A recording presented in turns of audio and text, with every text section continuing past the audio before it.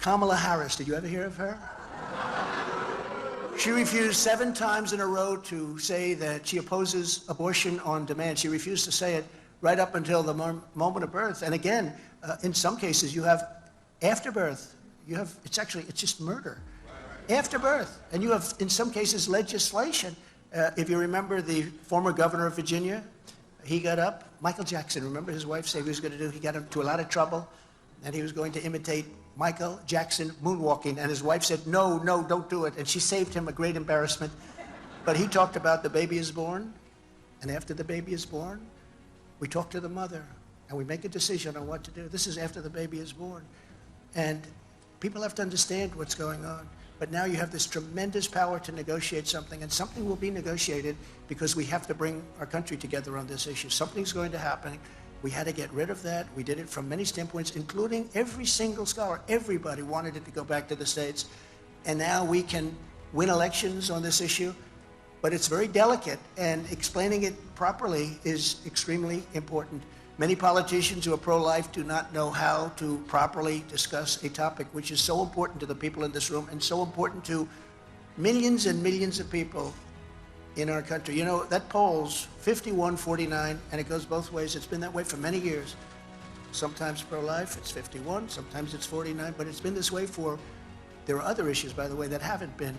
They started off there, but now there are issues that have been settled.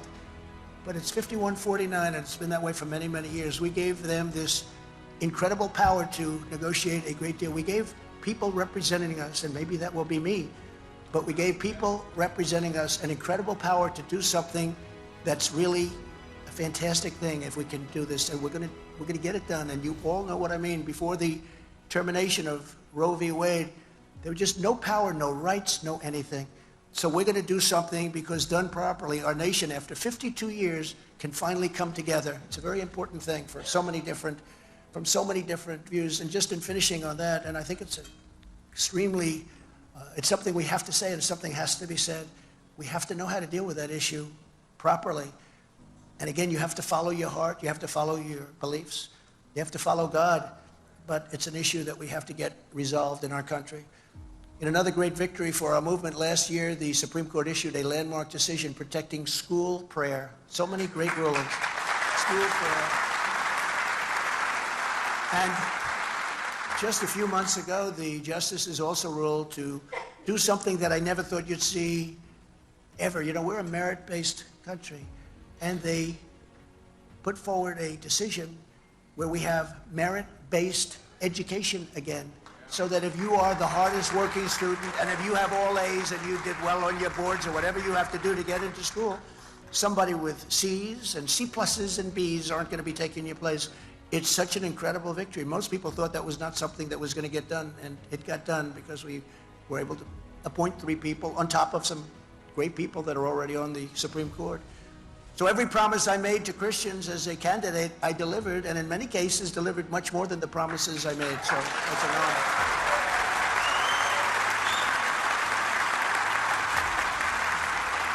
Through 4 magnificent years, I was proud to be your relentless champion for freedom, for life, for liberty, and for the great biblical traditions of Western civilization. And that's what it is. These are great, great traditions. I was honored to get up every single day and do battle on your behalf. Oh, I did battle. You probably read about some of those battles. I'm still doing battles, doing more battle than anybody even understands. But I wanted to and had to stand up to the communists, the Marxists, the atheists, and the evil and demonic forces that want to destroy our country. They're destroying our country. I took their fire, and I did it gladly. I'm protecting the people in this room. I'm protecting the people of this nation. And I have to tell you, it's not easy, but it's something that's such an honor to be doing. It's no wonder.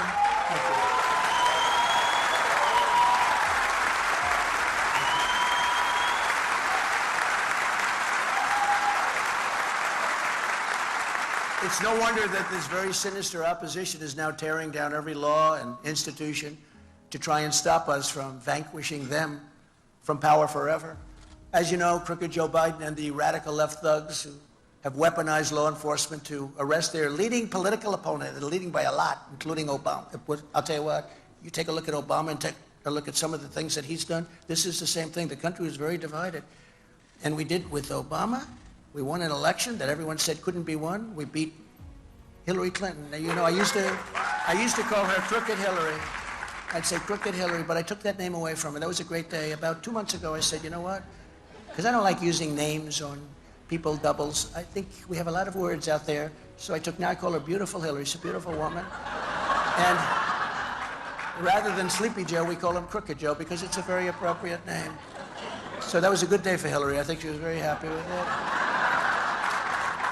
But what they're doing is high-level election interference. That's what it is. They're interfering with our elections, just like they stuff ballot boxes, just like they do so many other things, like the 51 people that said it was Russia disinformation.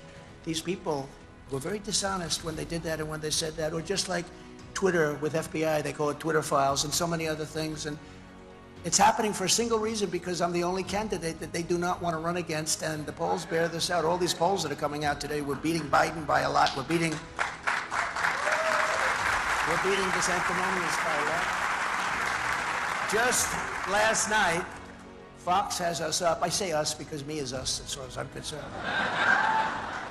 Really true. But Fox has us up by almost 50 points on DeSanctimonious, and we're beating Biden by a lot. Ron DeSanctimonious. I endorsed him. He only won because I endorsed him. And then he says, well, I have no comment as to whether or not I'm running. I said, did he say that? That means he's running. Let's go. Let's go get him. And he's fallen like a very badly injured bird from the sky.